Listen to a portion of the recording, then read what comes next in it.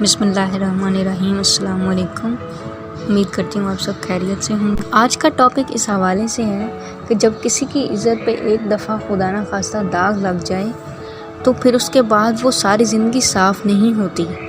इससे रिलेटेड आपको आज एक वाक़या सुनाऊँगी।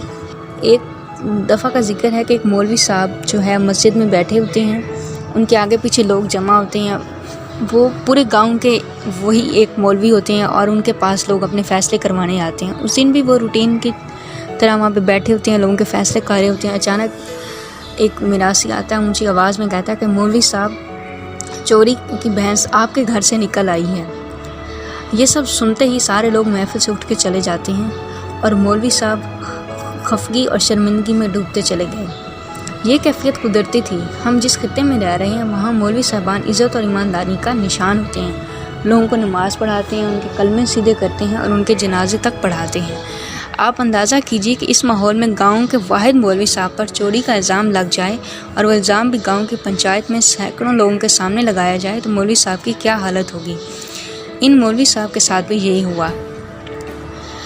एक मिरासी ने आके उनकी इज़्ज़त मिट्टी में रोल दी।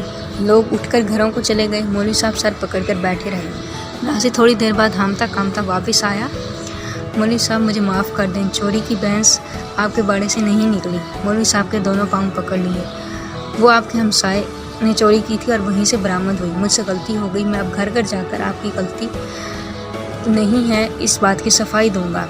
मौलवी साहब देर तक मिरासी को खाली नज़रों से देखते रहे और फिर आहिस्ता से बोले, नूरुद्दीन, तुम अब जो भी कर लो, मैं इलाके में चोर बन चुका हूँ। लोग मुझे बाकी ज़िंदगी चोर मौलवी ही कहेंगे। मिरासी ने मौलवी साहब से इत्तफाक नहीं किया, लेकिन मौलवी साहब की बात हकीकत थी। दुनिया में सबसे कीमती चीज़ इंसान की इज़्ज़त होती है। ये अगर एक बार दागदार हो जाए तो ये दोबारा साफ़ नहीं होती। उम्मीद करती हूँ आपको आज का पैगाम पसंद आया होगा। अगर पसंद आया तो वीडियो को लाइक कीजिए, चैनल को सब्सक्राइब कीजिए। बहुत शुक्रिया। अल्लाह हाफ़िज़।